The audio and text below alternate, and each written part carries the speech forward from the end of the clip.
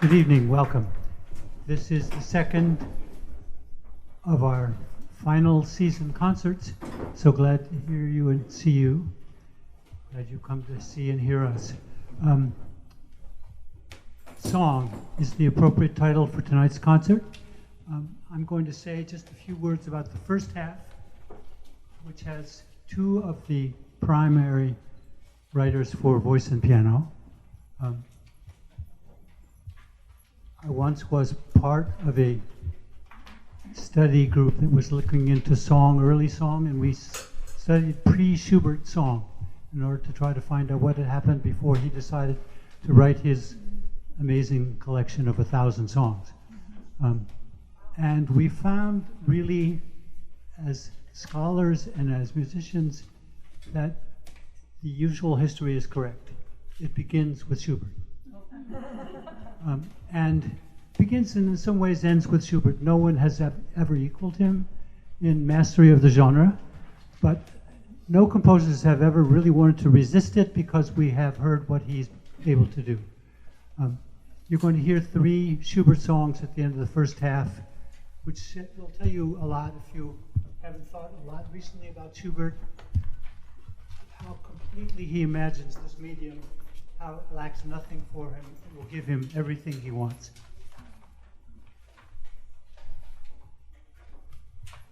At the end of Frühling, there's 3 lines which have always hit me. This is an incredibly direct and extremely artless seeming song in which the piano seems to carry a great deal of the emotion and color. It seems like the first time everyone discovered that the weather gets better in spring and you do feel differently. And suddenly in the last stanza, the translation says, "The happiness of love flies past, only love remains, the love and the last the sorrow." This is Schubert's constant recurring theme. It's the truth of his life over and over, and it is what draws him more and more back to continue to write more songs. What does he do about this dilemma of his of constantly finding this situation recurring in his life? He says he's going to become the bird who sings about it, as it says in the last stanza. And sing he does over and over and with so much variety that those of us who just page through for recreation the 12 volumes of Schubert songs never discover anything less than miracles. Fauré picked up in the French tradition and really went on in a very strong independent song tradition. The places that song took root after the German great masters of Schubert, Schumann, going on to Brahms and so forth, France was really one of the prime arrivals for song. England, also another. We in the United States want to say we're coming on. But those 2 places, and France particularly with this amazing sensitivity to harmony, to nuances of poetry, to a kind of detail which is at home in song. And Fauré wrote many songs, and in this case picked a cycle which was already a cycle in the book. The poet had conceived of this series of poems about Eve awaking in paradise and trying to figure out what the world is, and a great big introductory poem, and then a whole lot of shorter poems, and took the entire cycle as it was. Rather an unusual occurrence for a songwriter to find a formal sort of arrangement of poems which suited him so well. And that begins the cycle, and then we would conclude with a perfectly representative sample of elation and heartbreak from Schubert.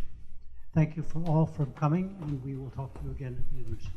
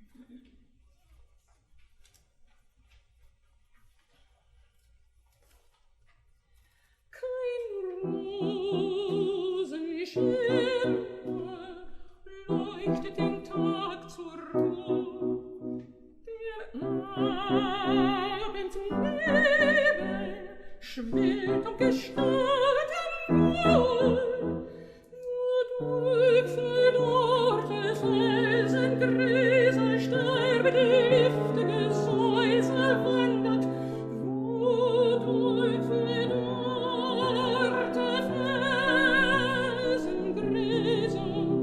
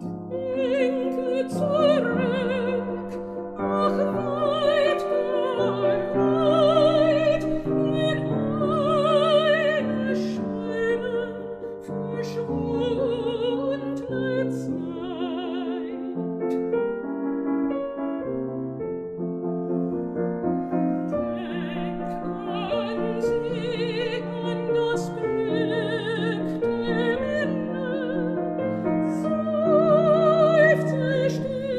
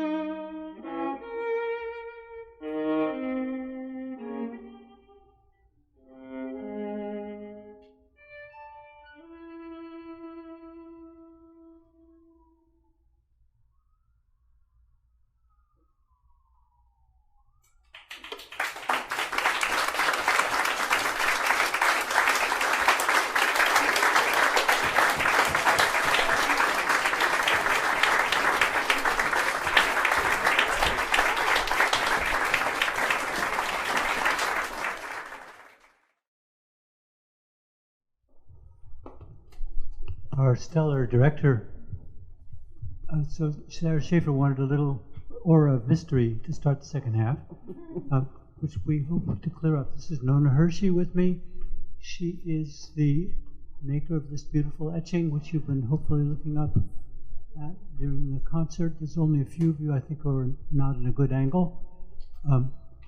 And that piece was a response to that etching, as suggested actually by the maker of it herself. So Nona, could you just say a little bit about how you came to make the piece and how I came to know about it? Well, first I have to say, of course, as you can all understand, I am so extraordinarily honored to have John write a piece in response to a work of mine. That's just incredibly moving, and I'm very grateful to be here. I've known John and Rosie for a long time, and this print was made in 1986. I was living in Rome. I had lived in Rome for a long time. I was doing, and I'm passing around, I hope you can all get a chance to see it, because some of you know what an etching is and some of you don't. I'm passing around a little etching plate with the corresponding print.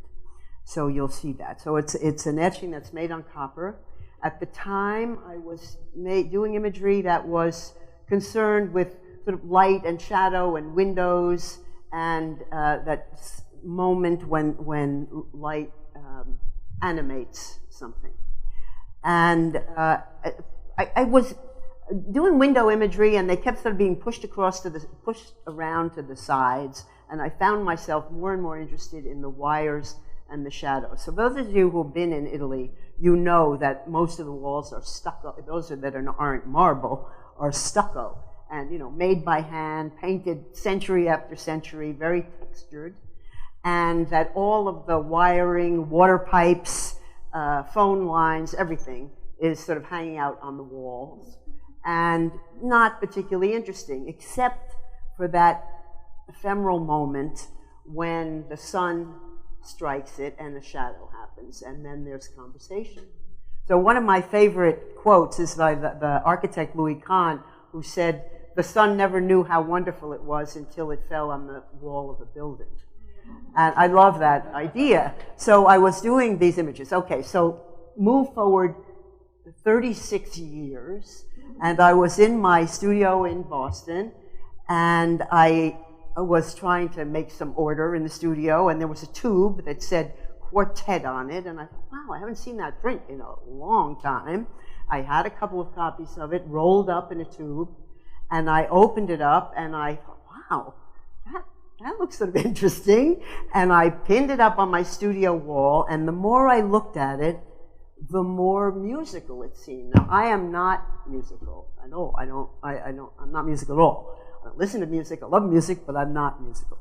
And I kept looking at it and thinking, God, everything about it, like the difference between the shadow and the wire that goes across. It was kind of a dance across the page, and different angles of how it moved across, and then that fold, which is sort of an experience. Like the right-hand side is very formal and pure, like the picture of what is, and then the middle is sort of the experience of what is. And I kept looking at it and thinking, that's so music. So I called John, and I said, John, do you have any students who improvise to art? There are people who do that. And he was curious, and he and Rosie came over and looked at it, and lo and behold, he said that he was interested. And I said, yes! And John will tell you the rest. I did a fairly primitive thing, which is I just sort of tried to write down what I first was seeing. And I kept coming back to that, which is the paired heavy lines, which really said, I've got to come up with some kind of melody here. And they shadow each other. They almost cross. The beginning of the piece starts with two statements of those sort of paired lines kind of toppling on each other. First the two violins and the lower strings. And I also thought about various ways that the form could be influenced by by the way it was made, and the piece I knew it needed a very kind of formal coda or return, which is why at the point of the cut, I make a rather clear incision in the piece, in the continuity of the piece. But in general, I was very intrigued by the look of the strings as they came underneath there, the kind of shadow, the sense of foreground and background, and really the need to write a tune, because I think I always have to be reminding myself that though I'm interested in many, many character issues in music and many elements, writing a tune is an important thing. And I immediately thought of Sally Chisholm and her viola, and thought that this could be a melodic anchor to the other things that are happening in the piece. And that really describes it from my point of view. I kept trying to come back to a more interesting and elaborate way of seeing it, but if any of you wants to take the first page of the score, you'll see graphically on the page the two lines that are kind of locked to each other, not quite the way those two heavy lines are, sort of making their tumble together and sort of making a little recovery. That was really the melodic shape that really governs all the tunes in the piece. So, and the idea was our director's idea of hearing the piece once is that you might find yourself interested or edified by having heard both the artist's story and the composer's story, and then putting it against a different, obviously a different point of view by listening again. So is that what you spoke Yes, of? yes. We will depart.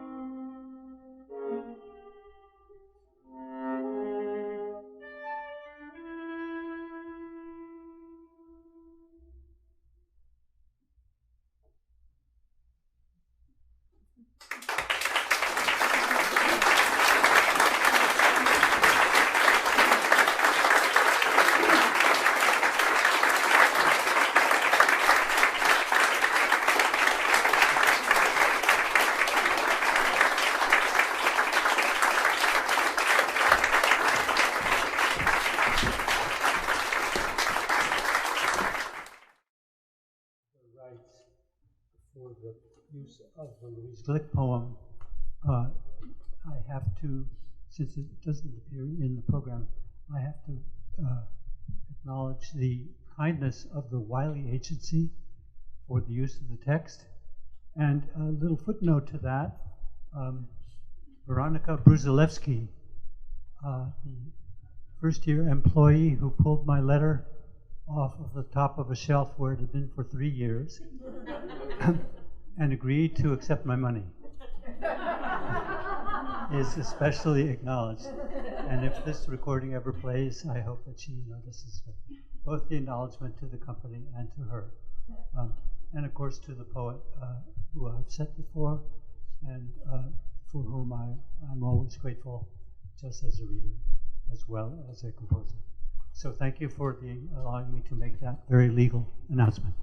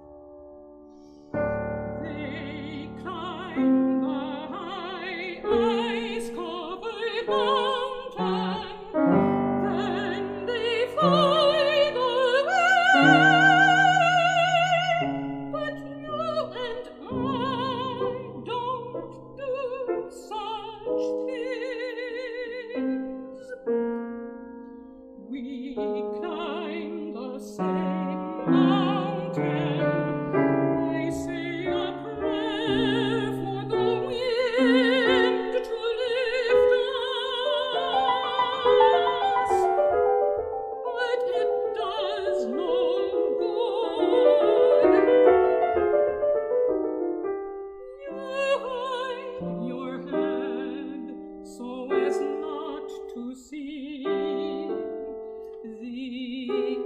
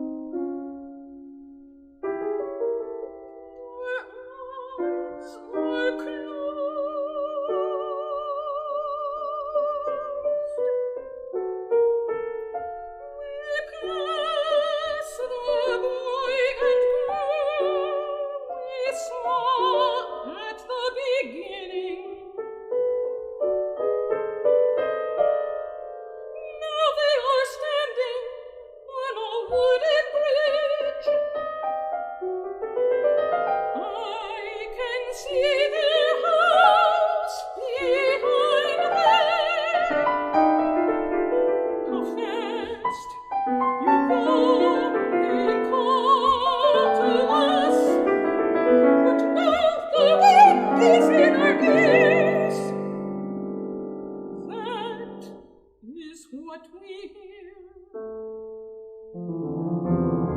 And then we are simply falling.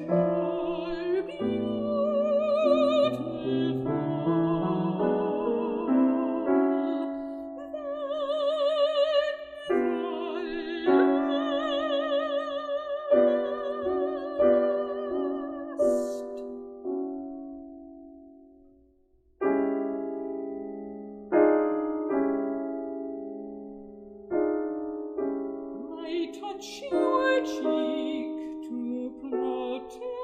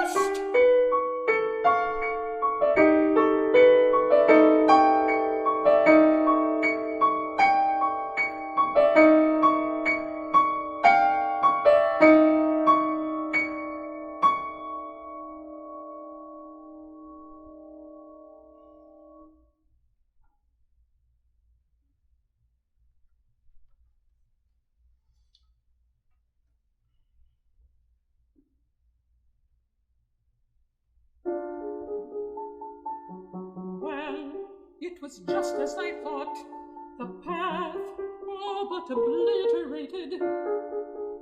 We had moved then from the first to the second stage, from the dream to the proposition.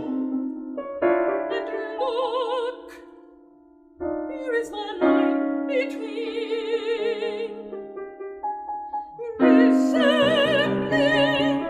this line from which our words emerge.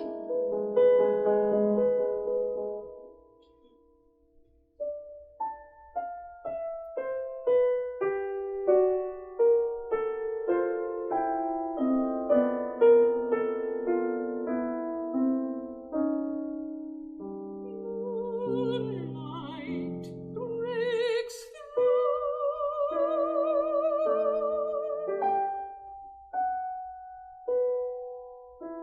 Shadows on the snow cast by pine trees.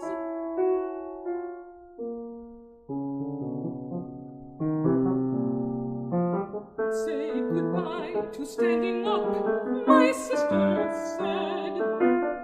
We were sitting on our favorite bench outside the common room, having a glass of gin without ice, hooked up like water. So the nurses smiled at you as they passed, pleased with how hydrated you were becoming. Inside the common room, the advanced cases were watching television under a sign that said, "Welcome to happy hour." If you can't read, my sister said, can you be happy? We were having a fine old time, getting old, everything hunky-dory, as the nurses said. You could tell snow was beginning to fall, not fall exactly, more like weave side to side, sliding around in the sky.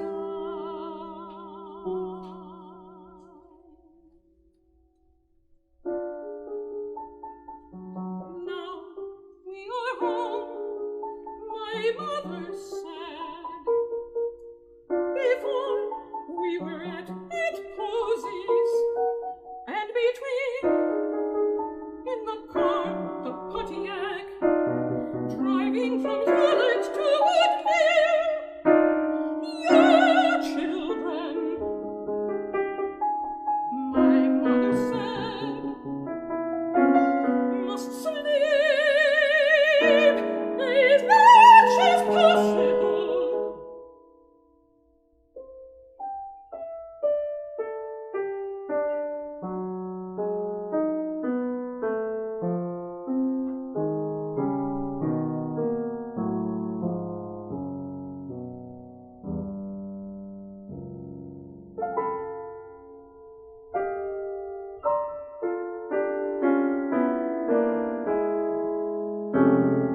Lights were shining in the trees. Those are the stars, my mother said. Then I was in my bed.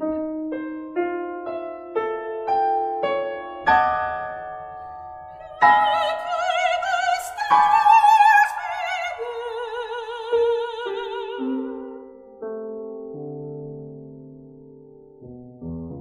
when there were no trees.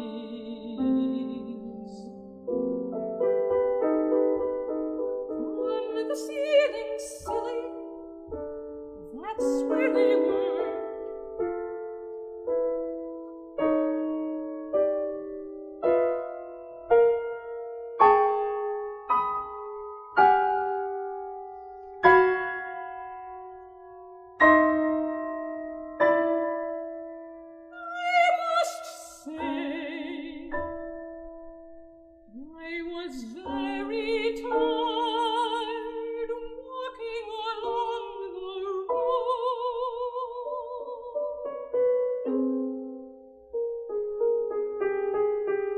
Very tired, I put my hat on a snowbank.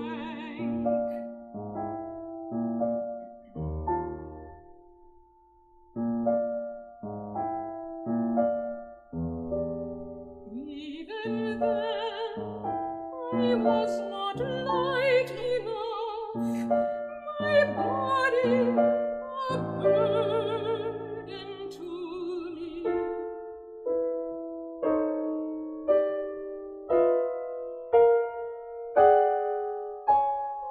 Along the path, there were things that had died.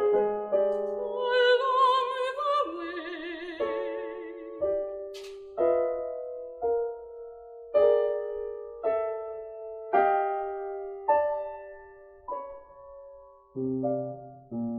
lumps of snow, that's what they were.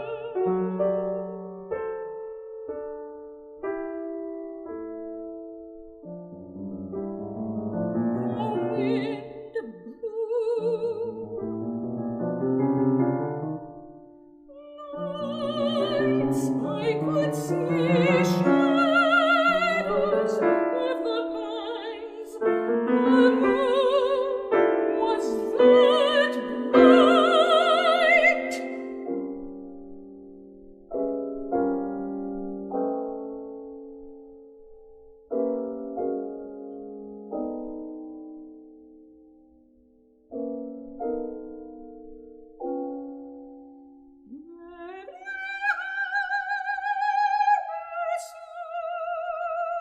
My friend turned to wave at me,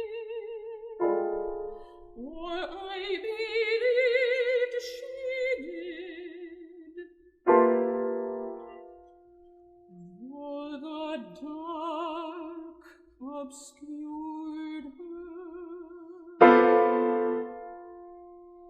still her presence sustained me. Some of you will know what I mean.